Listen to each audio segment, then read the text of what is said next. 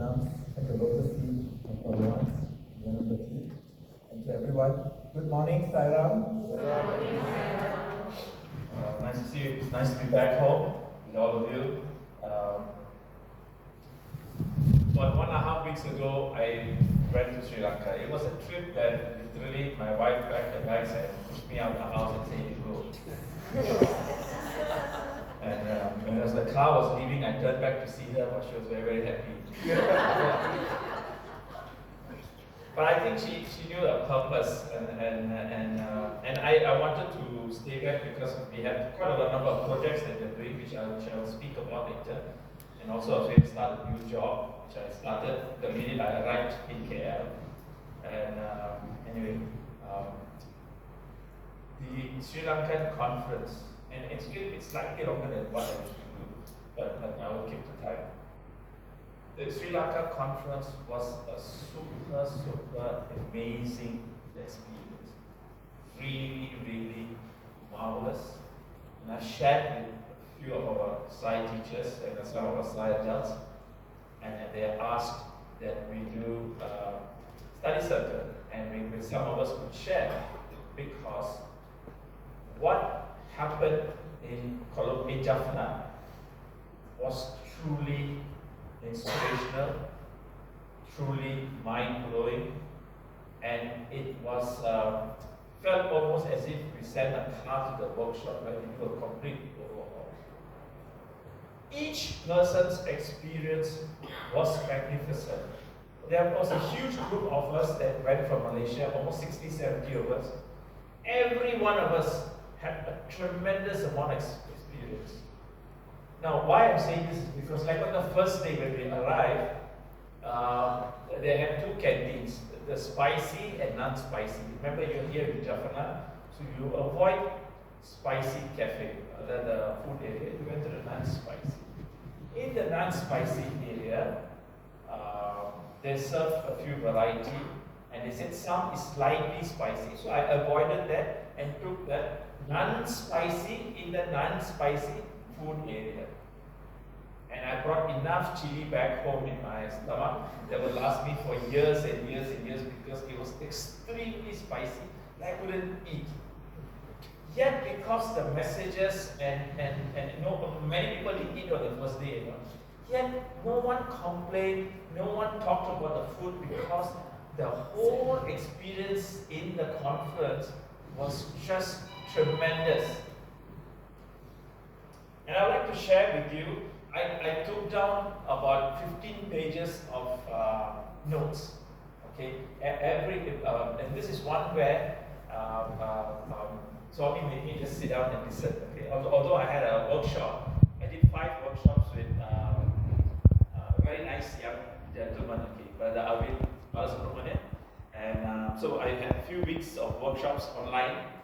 Spoke to him on the phone, but when I met him face to face, he was even more amazing, Anyway, so I condensed the 15 page. I always send the notes as I write to Mother in case, I don't get back. She at least will benefit from those messages. But anyway, I condensed them to 7 wonderful messages which I like to share with you. Okay.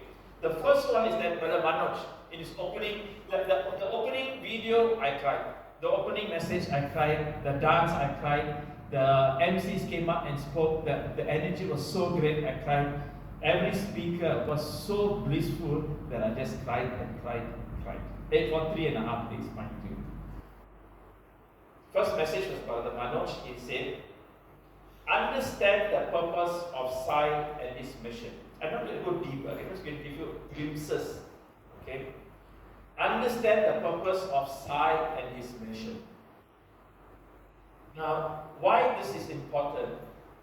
It is because even in thousands births that you have taken, the soul has taken into this, what I call a recyclable, discardable envelope that the soul remains for a couple of years, Swami says, it is my gift that I've revealed you to me.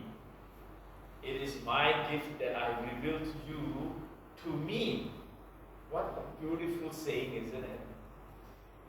And that because he has revealed himself in his mission and his organization, it is important for us to understand what his mission is. Because Swami says, don't understand me because you never will, okay? He said, love me and love my mission. So you need to know. And then Brother Manu shared a wonderful story, and I like to share the story in a split second, that he told a devotee once.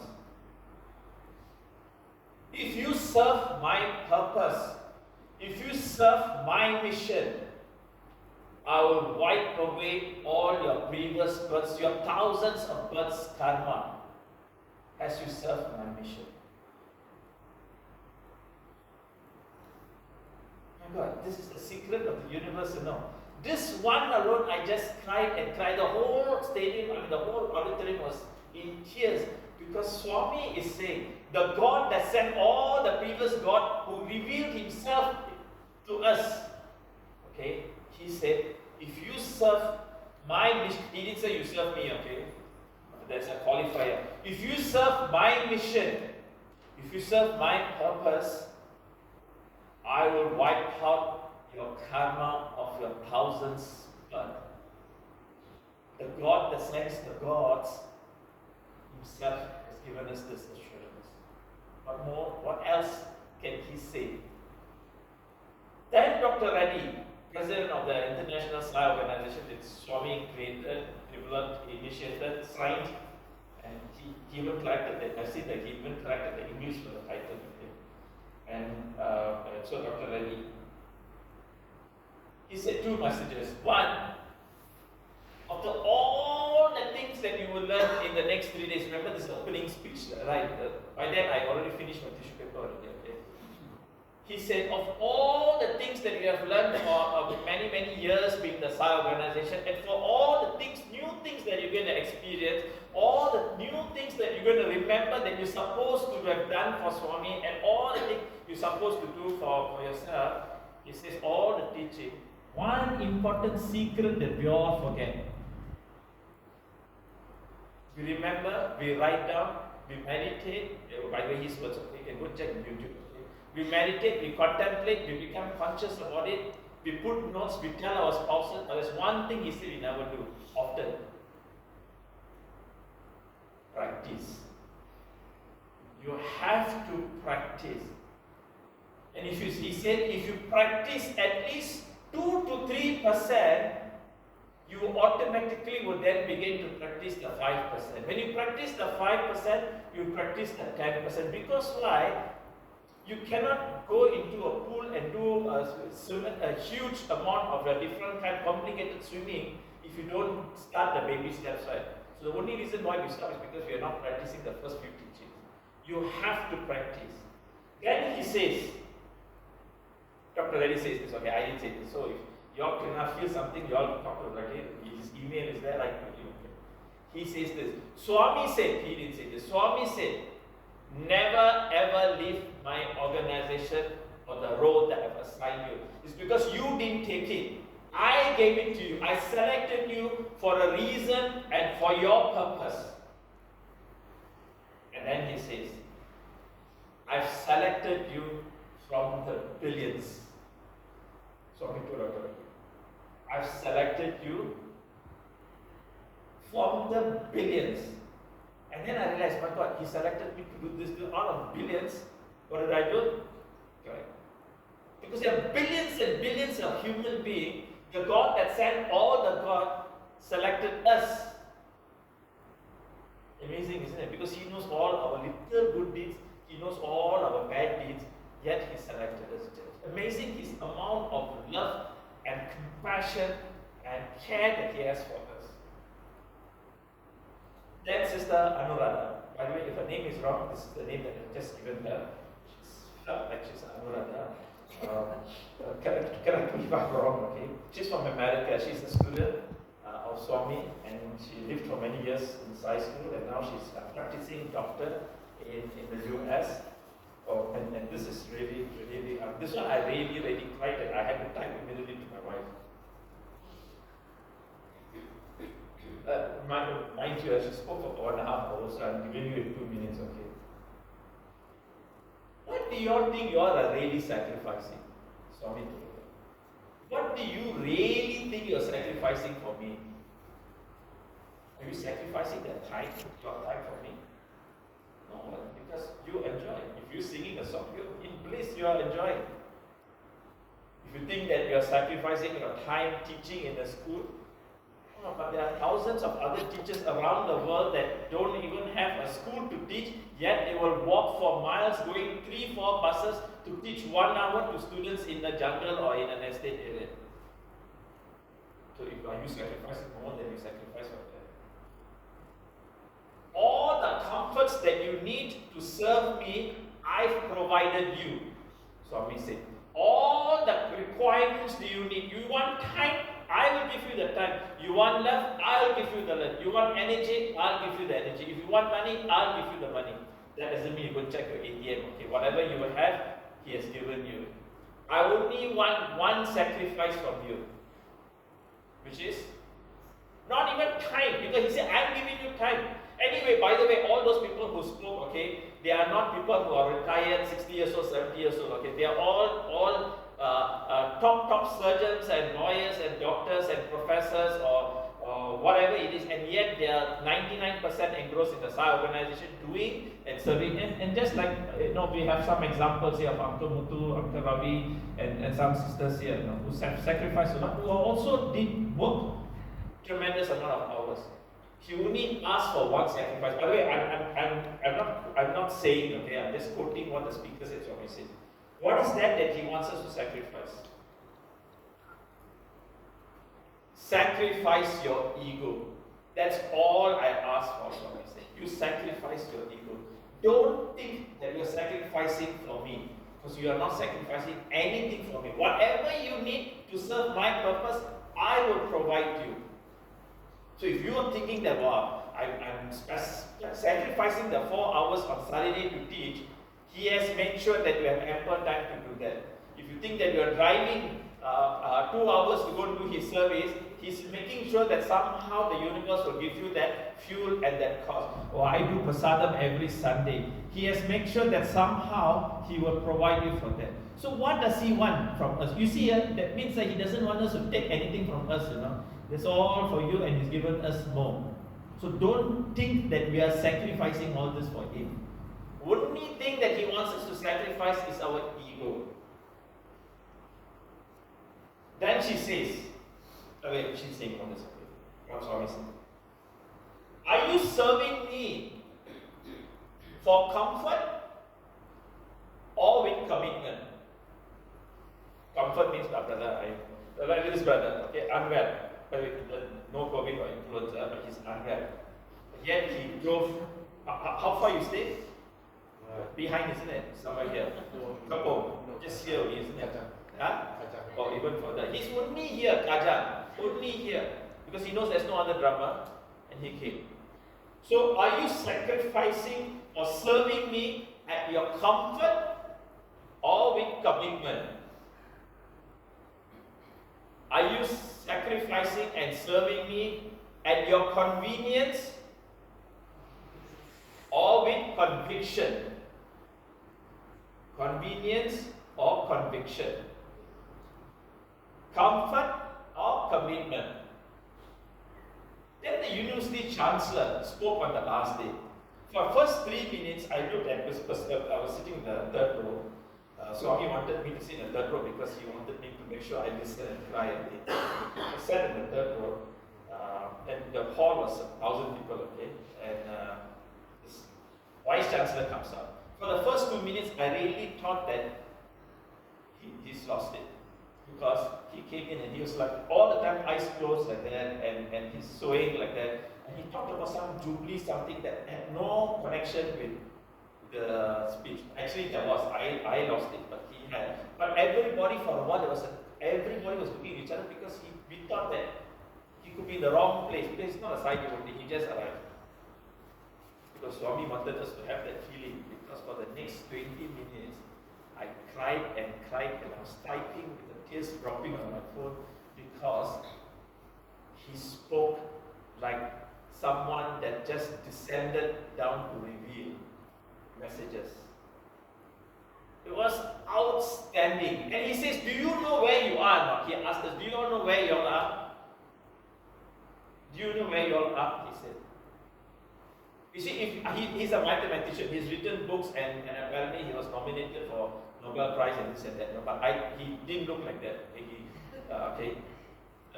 He said, if you walk 25,000 kilometers straight all the way, where you go?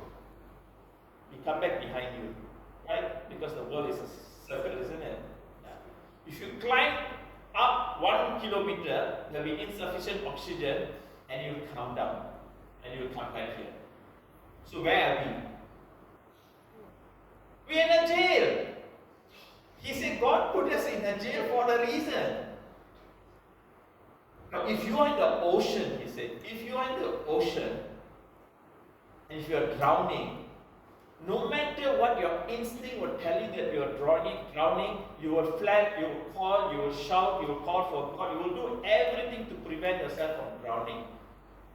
But in the ocean of samsara, in the spiritual realm, we all are sinking. But the power of Maya, illusion, prevents us to realize we are sinking. That's why we don't know we are in jail. We think we are staying in a house, we are comfortable. But you walk 25,000, he said, you come back where you are, you go up 1,000 kilometers, or 1 kilometer, you come down because you are in jail. Then Brother Arvind spoke. He said, we all have a lot of dharma. We have a dharma, have a father, dharma has a son, dharma has a chairman, dharma has a budget coordinator, dharma for everything. He said, all this well and good. But this is what Swami says as peripheral dharma. Most of this dharma you're doing because there's a lot of internal satisfaction that as a father, as a chairman. But there's only one dharma that you are born for in order for you to understand and achieve the 4 prashatas, which is your Artha, Kama, Karma, Moksha. It means having desire only for Moksha and earning wealth in a dharmic way. The most important dharma that we're supposed to realize and focus on is Atma Dharma. That is to understand why we are here, which makes a lot of sense with what the Chancellor said, because we are in jail. So if you're in a jail, what do you want to know? You want the key or you want to get out, isn't it? Yeah. We don't. We ask for fridge, aircon, because we're very comfortable in the prison. Then Suresh Anand spoke. He was marvelous on that day. I mean, he really was totally. Said more important than bhakti. We all know bhakti is very important, but faith is God. More important than Meda Sakti, which means that the power of living and your talent, your skills, whatever, whether you're a singer or whether you're an office professor or you're a surgeon or you're a teacher, it's more important than bhakti and Meda Sakti that God confers you. The most important element that you have to achieve in order for you to realize your Atma Dharma and get out of the jail, so you understand your purpose. You see, all connected, right? Is steadfastness, strada. Because if you don't have steadfastness, your intensity will only be great during bhajans, during messages, during watching a YouTube. Suddenly you have, and then it fades away, then comes back, it fades away, like a heartbeat, goes down, goes down, goes down. You must have this strong conviction of steadfastness so that you will outstandingly overcome your challenges, slowly remove your Maya and understand why your purpose is. Ultimately, if you look at all these messages, one of them said, human birth is a rare gift. What we need to have is an intense, not desire, because desire is worldly, yearning for liberation. So let me end by saying a quote from Professor Bhagia that was often quoted, and I cried tremendously when I heard this message. Many, many times I cried and cried because partly I was inspired, partly I felt guilty because I forget these messages.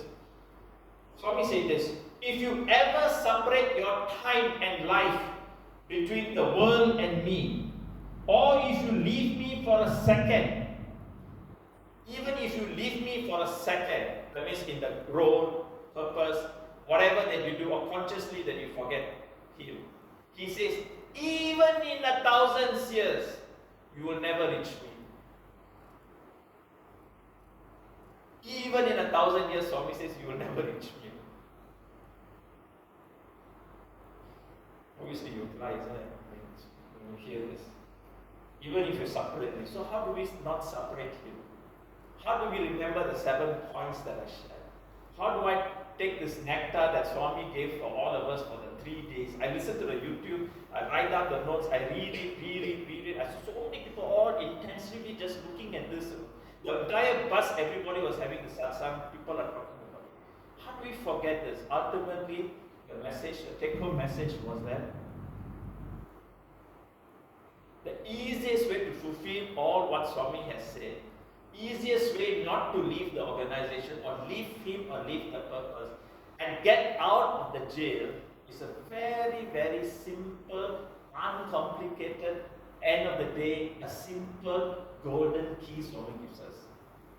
Which is, because there's so many things, right? And many other things. Remember 15 pages?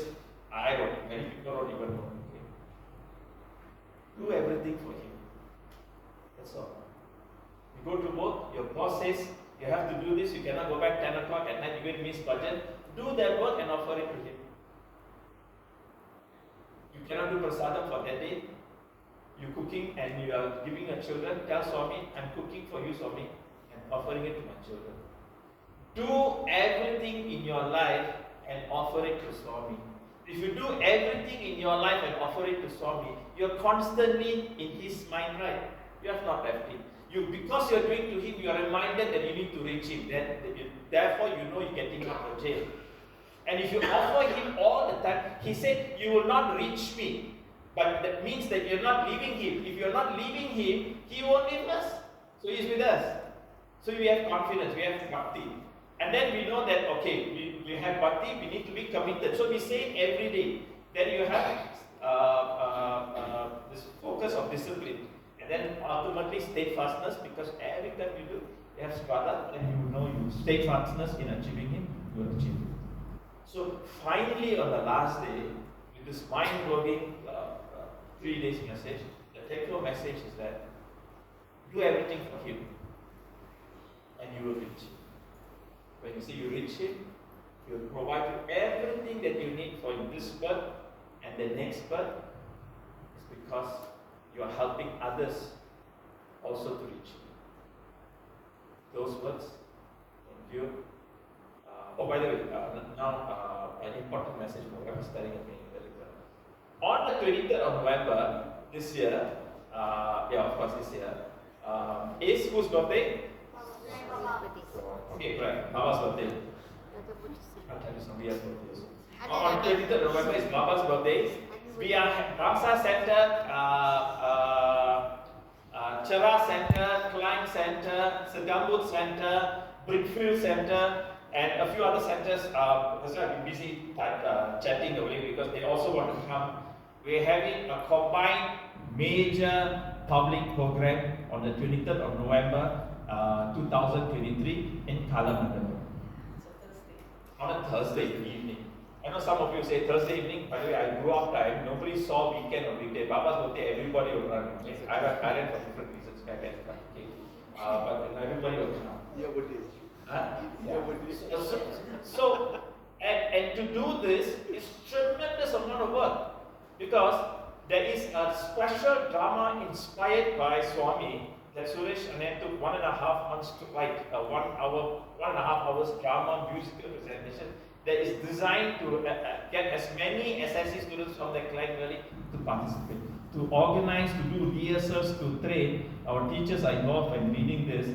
And the production crew, because you know Suresh and I, there's a massive production drama crew. So it's something we have not done for a very long time, right? So there's a big team of production crew going center by center, doing the rehearsals and got dance, performance, technical crew, and that's going on. And then to get the hall, to book the hall, technical team, food, dinner, reception. And then we had a meeting, and the youths from Klang Valley, our central region, said, brother, let's not have bhajans at 5 o'clock for 1 hour, he said. I said, why? And for a while I thought they're not interested. He said, no, how can my Swami's birthday we have 1 hour? Let's do 1.5 hours, but let's do half an hour before that Naga Sankirtan. That means carry Swami's altar, go around the temple, sing the song, praise the song, create this vibration, then invite and bring Swami inside. Wow. Just don't put the altar inside. I tried. They thought something wrong. Because the enthusiasm of the young people, across even some of the centers have not agreed. They said, no, we want to do this. So they are doing this. So to invite Swami to come inside, to place him, and plus you got multimedia presentation to showcase what all centers in Klang Valley do. It doesn't go by center, right? We're not saying which center, okay? Everybody, okay? This is family. And then we're going to recognize people who have transformed their lives and inspiring others to transform. Plus wonderful messages from side leaders, and then sumptuous dinner, okay? All sponsored by everybody in Kalamanda, okay? So the hall was booked in the first week of January 2023. It's because in 2023 is 98th birthday. The reason why we're doing this is because year 2025 we will celebrate Swami's 100th birthday, and it's going to be even bigger. So this has to happen because the next year will be bigger, and then the next year will be bigger. So if you want to serve his mission, serve his purpose, we need a lot of volunteers. So please reach out to me. If you need volunteers, we need volunteers for the budget, we need volunteers for the lighting crew, food, traffic, this, that, and everything, and all our boys and girls from our center are fully involved in this committee. There is no formal organization committee, there's no chairman. Everybody works with love and respect. So please join us. Those words, thank you. Sairam, that's my smile.